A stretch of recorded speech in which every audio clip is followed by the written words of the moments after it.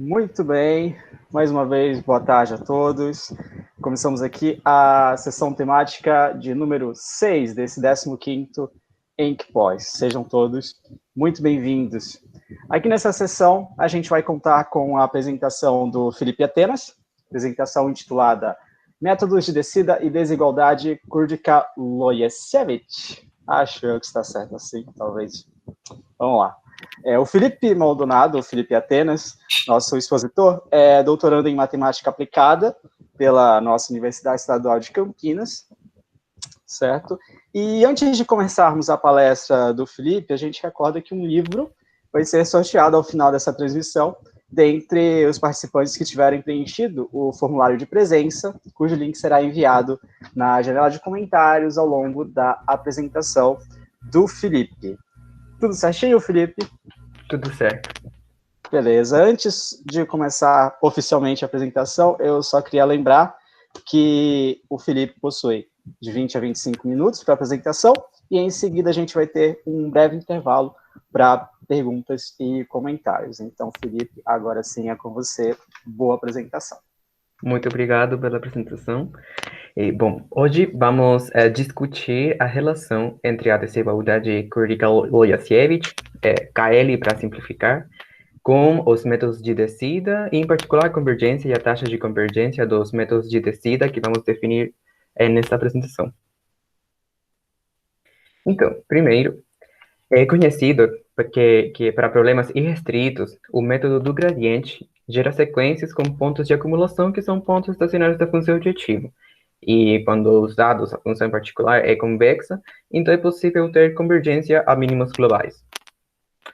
Para problemas restritos, agora, o método do gradiente projetado para minimizar funções convexas sobre conjuntos convexos e fechados, e não vazio, e com condições particulares para o comprimento de passo, também temos convergência para o mínimo do problema, para o mínimo global do problema. Mas o que acontece no caso não convexo, né, que aqui temos dados convexos, ou também, mesmo no caso convexo, o que acontece no caso não diferenciável? Bom, existem muitos problemas, por exemplo, uma aprendizagem de máquina, em que os dados, a função não é suave, ou os conjuntos nem a função é convexa. Então, por isso aqui é que aparece essa desigualdade KL para tentar resolver esse problema.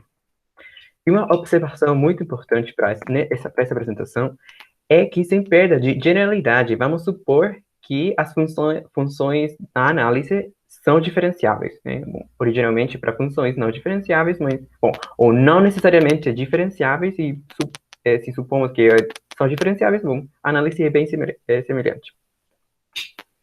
Então, primeiro, vamos definir qual é essa desigualdade L, que é uma simplificação da KL mais geral, que para funções diferenciáveis. Depois, vamos definir as sequências de descida neste contexto. E, finalmente, vamos falar da convergência e a taxa de convergência dessas sequências de descida. Para uma função diferenciável e um ponto estacionário, quer dizer que a derivada da função avaliada no ponto é zero, dizemos que a função satisfaz a desigualdade L no ponto estacionário se existe uma constante θ, que vai ser um exponente, e constantes eta e c, e além disso uma vizinhança do ponto estacionário, tal que nesse conjunto, que é uma vizinhança especial, é válida a desigualdade seguinte, que uma potência como exponente θ dá diferença entre f de x, que está nessa vizinhança especial, ao valor crítico, né, que é a função avaliada no ponto estacionário, pode ser limitada superiormente por uma constante vezes a norma do gradiente da função f avaliada no ponto na vizinhança. E essa vizinhança aqui especial, que é a vizinhança original do ponto estacionário, interpretada como essa fatia da função, né, que são os valores entre f de a, o valor crítico, e o valor crítico mais o eta, essa vizinhança é chamada de vizinhança KL. E é muito importante. Agora, esse exponente θ é chamado de exponente L, exponente de Loyasevich, e vai ser muito importante na análise da taxa de convergência dos métodos de descida. Para pontos não estacionários, foi provado nesse artigo que a desigualdade é sempre válida, e por isso é que aqui consideramos só a desigualdade para pontos estacionários.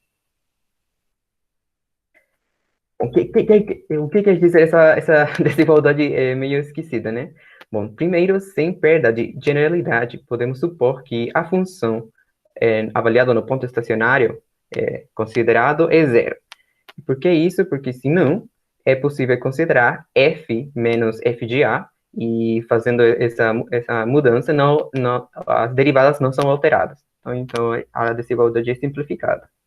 Outra simplificação é definir a função φ como alguma constante vezes s elevado a 1 menos θ.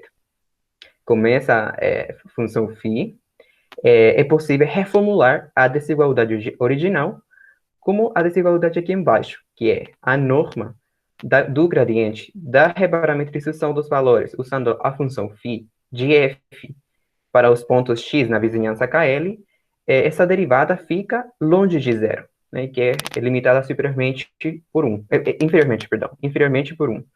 E essas funções são chamadas de afiadas, porque ficam as derivadas dessas funções ficam longe de zero, ou suficientemente longe de zero. Uma característica importante da função φ é que é côncava, estritamente crescente e diferenciável. E essas características são muito importantes. Por quê? Porque são uma ponte entre o mundo convexo e o mundo não convexo. Isso é que possibilita utilizar, vamos dizer, argumentos de convexidade, mesmo no caso não convexo, através dessa reparametrização. Bom, primeiro, um exemplo de uma função que não satisfaz a desigualdade L, e é uma espécie da função conhecida como Mexican Hat, que é o chapéu mexicano, né, que parece mais um chapéu de bruxa, né? Mas neste caso, o que acontece é que se nós fazemos um corte do gráfico da função, e simplificamos um pouco a mesma definição da função, o que obtemos é uma gráfica unidimensional, em que se olharmos aqui na singularidade da função, né, que é x igual a zero, perto de zero, a função não é afiada, né? Os valores são bem próximos. Então, isso que acontece quando uma função não satisfaz a desigualdade L, que não é afiada perto, neste caso, da singularidade. Agora, um exemplo em que a desigualdade é válida sim, é no problema Compressive Sensing, que consiste recuperar soluções esparsas, quer dizer, soluções com a maior quantidade de zeros nas componentes possíveis de sistemas lineares subdeterminados, né, Ax igual B. Quer dizer que temos menos equações que incógnitas. E uma maneira de resolver esse problema é com o problema laço. O problema laço é minimizar a norma 1, que é a soma dos valores absolutos por componente, mais uma regularização quadrática que permite medir a inviabilidade do problema, né, do sistema Ax igual B. Neste caso, a função f1, a função objetiva do problema laço, é uma função polinomial por partes. Por quê? Porque a norma 1 é linear por partes e, a regularização quadrática é uma função quadrática. Então, temos uma função polinomial por partes, que, em particular, também é coerciva. Então, temos mínimo, e, além disso, é possível provar que satisfaz a desigualdade L com θ igual meio, né, que é provado nesse artigo. E, na verdade, para essa função, temos um caso, está dentro de um contexto mais geral. Essa função é semi-algébrica. O que é uma função semi-algébrica? Primeiro, um conjunto semi-algébrico é um conjunto tal que pode ser escrito como as soluções de um sistema de inequações e equações polinomiais reais. Sim, neste caso, por exemplo, a função polinomial por partes. E, é um conjunto semialgébrico. E uma função semialgébrica é aquela que seu gráfico é semialgébrico. E, outra observação importante que que, vocês podem se perguntar, mas eu falei no início que íamos discutir funções diferenciáveis, essa função aqui tem a norma 1, que não é diferenciável em zero. Na verdade, a função é válida, a desigualdade é válida também para funções não diferenciáveis. Mas, para simplificar a análise, só vamos falar de funções diferenciáveis na análise, tá bom? Em relação à gráfica da função, que na esquerda, no desenho da esquerda, temos a gráfica da função f1 do problema laço, e na direita temos a gráfica da reparametrização dos valores, utilizando a função φ que corresponde com θ igual meio.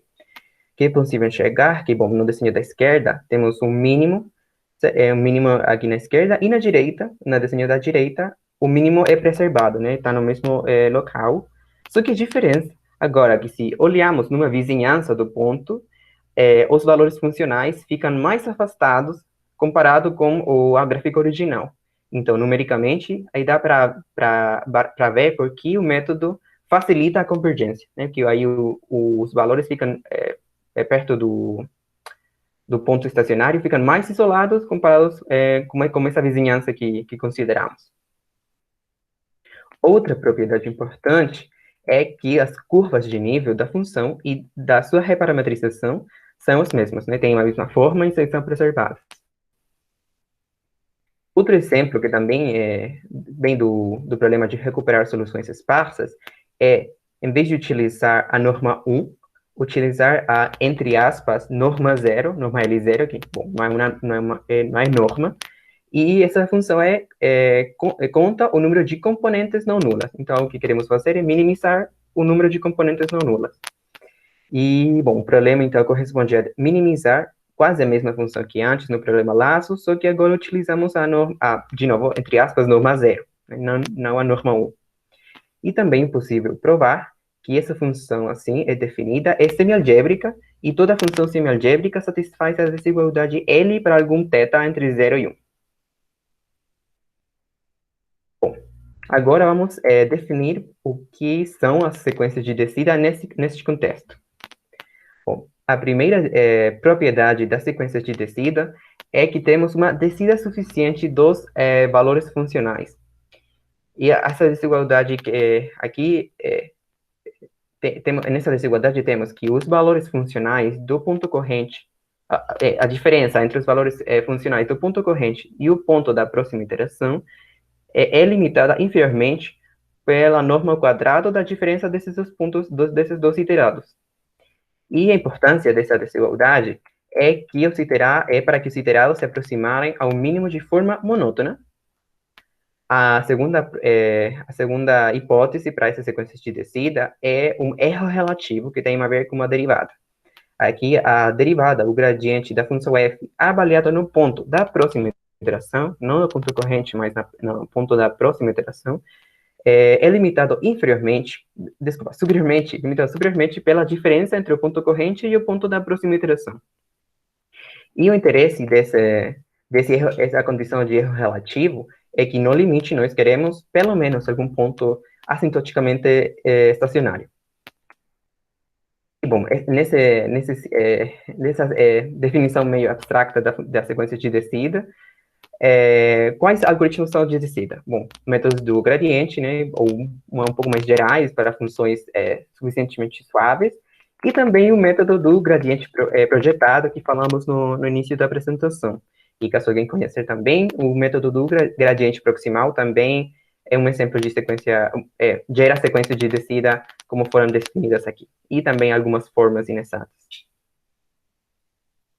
Bom, agora vamos falar da relação entre essa desigualdade estranha de KL, bom, na verdade a desigualdade L, com a sequência de descida. Bom, quando temos uma função, primeiro, não necessariamente convexa, tal que a relação entre a sequência de descida e a função f é através de uma condição de continuidade, que temos um ponto de acumulação da sequência, né? Bom, então temos também uma subsequência que converge para esse ponto de acumulação. Então a função também preserva essa mesma convergência, né? Se temos essa propriedade de continuidade, além da desigualdade L, em algum ponto estacionário, então é um resultado conhecido, que já foi provado, é relativamente novo, e fala aqui, bom, a sequência XK, a sequência de descida, converge a um ponto estacionário do problema, que não tem que ser o mesmo ponto em que a desigualdade é satisfeita, mas tem os mesmos valores críticos. Além disso, quando a função φ é S elevado a 1 menos θ, dependendo do valor do θ, obtemos diferentes taxas de convergência. Primeiro, quando o θ é zero, a convergência acontece no número finito de iterações. Quando o θ fica entre 0,5, a taxa é linear, satisfazendo essa desigualdade, e quando fica entre meio e 1, temos uma taxa sublinear. Aqui é importante dizer que a prova dessas taxas de convergência depende muito da aritmética do valor θ, né, que, dependendo do valor que tem, a aritmética é diferente. Então, a pergunta que nós nos fizemos foi, será que é possível provar esses resultados ou análogos utilizando não argumentos que dependam fortemente da aritmética, mas de propriedades que tenham mais a ver com a desigualdade L, ou alguma propriedade topológica, ou alguma outra coisa? E, bom, a resposta é sim. E, para isso, bom, temos que supor que a função é convexa, não precisa ser diferenciável, mas, de novo, vamos supor que é diferenciável para facilitar. E quando a função, a desigualdade L é satisfeita para θ entre 0,5 em algum ponto estacionário, então, a função f também possui uma propriedade chamada de crescimento quadrático em torno do conjunto de minimizadores, que é aqui temos a mesma vizinhança, KL, e essa desigualdade que é chamada de crescimento quadrático. Também satisfaz uma propriedade chamada de subregularidade métrica para a derivada. Bom, o que é essa subregularidade métrica? Quando temos um ponto x numa vizinhança do ponto estacionário, né, então um ponto suficientemente perto do ponto estacionário, a distância entre esse ponto e o conjunto de minimizadores é limitada superiormente por uma constante vezes a norma do gradiente avaliado em x, sempre que a derivada fique suficientemente perto de zero. Outra propriedade que é implicada pela desigualdade L é uma propriedade de calmness, em torno de zero. Bom, aqui é um pouco mais estranho. Então, aqui a função f é convexa, e f estrela é a conjugada convexa. A conjugada convexa está definida aqui embaixo, e nos fornece informação dual da função f. Agora, a derivada também fornece informação, você pode interpretar que fornece informação também dual. Então, a derivada da função f estrela é informação dual da dual. Então, é informação primal. Tá? E, bom, aqui, a derivada de f estrela pode não existir, né? Porque aqui é definida como supremo, então é bem provável, na verdade, que não existe, mas quando a função é, por exemplo, estritamente convexa, a f estrela é diferenciável. E, bom, então aqui temos a derivada de f estrela avaliada na derivada, esse é um ponto primal. Então, enquanto esse ponto primal fique perto do ponto estacionário A, podemos medir a distância entre esse ponto e o conjunto Armin, que é o conjunto de minimizadores, e essa diferença pode ser limitada superiormente pela norma do gradiente de f no ponto x, em que x satisfaz que a derivada da f estrela fica suficientemente perto do ponto estacionário. E, bom, a subregularidade métrica e a calma estão bem relacionadas. Uma observação importante aqui é que quando θ é igual ao meio, essas quatro propriedades, né, a desigualdade L e a B e C, são equivalentes. E, bom, utilizando esses resultados novos, conseguimos provar, de outra maneira, a convergência da sequência de descida, agora não dependendo tão fortemente da aritmética da exponente θ.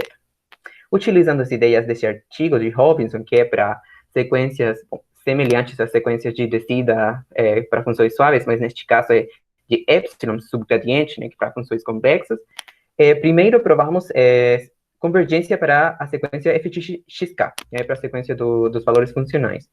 E nesse caso, então, a sequência f de xk converge linearmente para o valor mínimo da função. Neste caso, faz sentido falar de mínimo da função, porque a função é convexa. E essa taxa, bom, é linear em que Q é uma constante que depende das constantes do problema, né, da definição, das desigualdades da definição de sequência de descida, e também depende da constante da função φ, né, da desigualdade L. E agora, para relacionar a convergência e a taxa de convergência dos valores funcionais com a convergência de xk, temos que utilizar um resultado auxiliar, que aparece aqui nesse artigo, e que relaciona, então, a velocidade de convergência de xk ao mínimo da função com o comportamento de φ, da função s elevado a 1 menos θ, perto de zero. Bom, isso foi em relação, então, como caso diferenciável. Agora, como caso não diferenciável, é só trocar tudo, derivada por subdiferencial, e a maior parte das coisas são válidas, só que algumas coisas mudam. Vou explicar agora. Primeiro, bom, se a função é convexa, é possível utilizar o subdiferencial convexo. Mas no caso não diferenciável, para funções localmente elípticas contínuas, é possível utilizar o subdiferencial de Clarke, que é uma generalização. Mas podemos pensar no subdiferencial convexo, no caso convexo, que é nossa hipótese.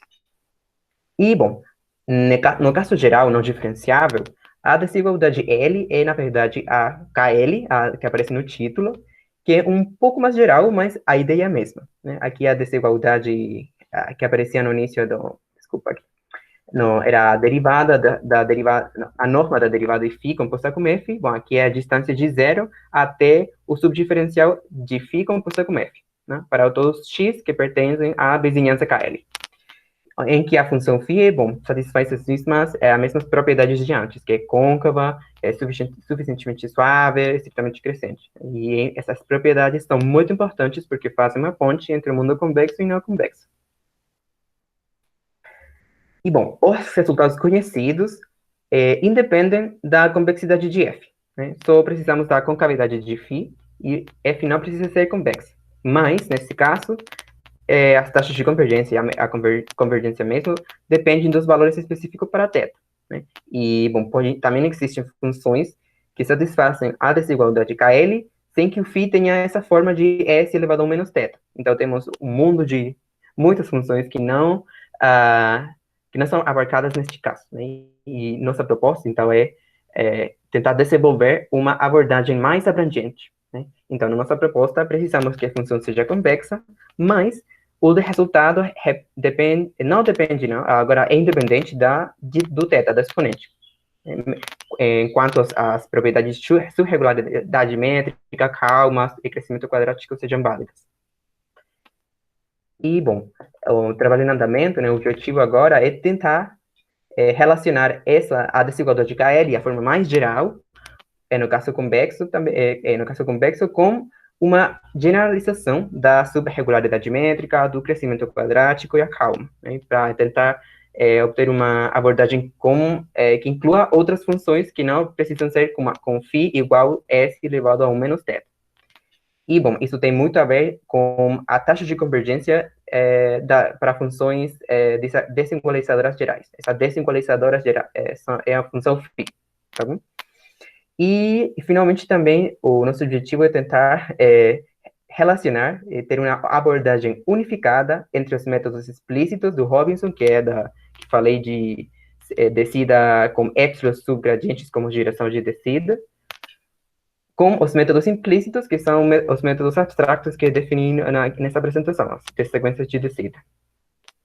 E, bom, é isso. Aqui tem algumas referências e muito obrigado. Nós que agradecemos, Felipe, pela sua apresentação. A partir de agora, temos um pequeno espaço para perguntas, para comentários do público em geral. Então, se alguém tiver alguma pergunta, pode fazer agora.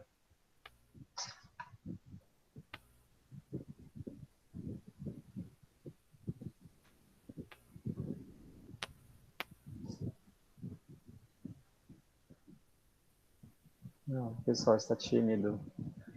O pessoal entendeu tudo? Ou nada, né? Não. A gente tem alguma coisinha assim. Bom, gente. Tô-lhe uma, tô-lhe duas, tô-lhe três. Bom, como já tem uma palestra daqui a pouquinho, então, já que não temos perguntas, a gente vai prosseguir. É claro que se alguém tiver realmente com vergonha de falar nesse momento, pode entrar em contato posteriormente com o nosso glorioso Felipe. Sim, sem problema. Ótimo. Então, Felipe, mais uma vez, muito obrigado pela sua participação, pela sua Obrigado a apresentação. vocês. Nada. Então agora, gente, vamos ao sorteio, e aí o sorteio é com a minha companheira Joyce. Vai lá, Joyce. Então, gente, eu vou compartilhar a tela aqui, vocês me avisam se estiverem vendo, né? Pra gente ser transparente no sorteio. Tá.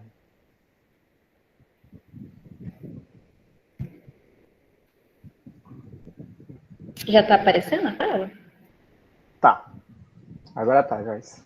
Ótimo, então esse aqui vai ser mais concorrido, hein? Tem 21 respostas. Vamos copiar aqui os códigos. Sortear 3.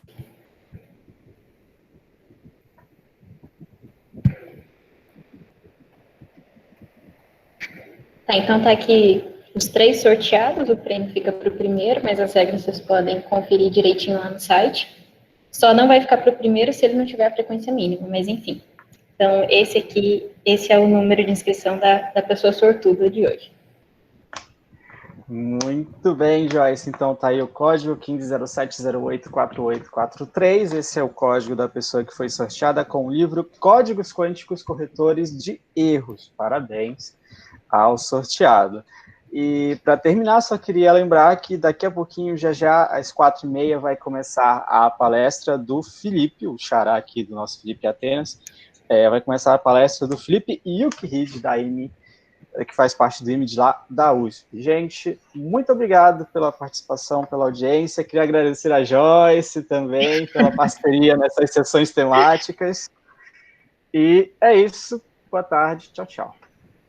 Tchau, gente. Parabéns, Felipe. Obrigada aí, pessoal.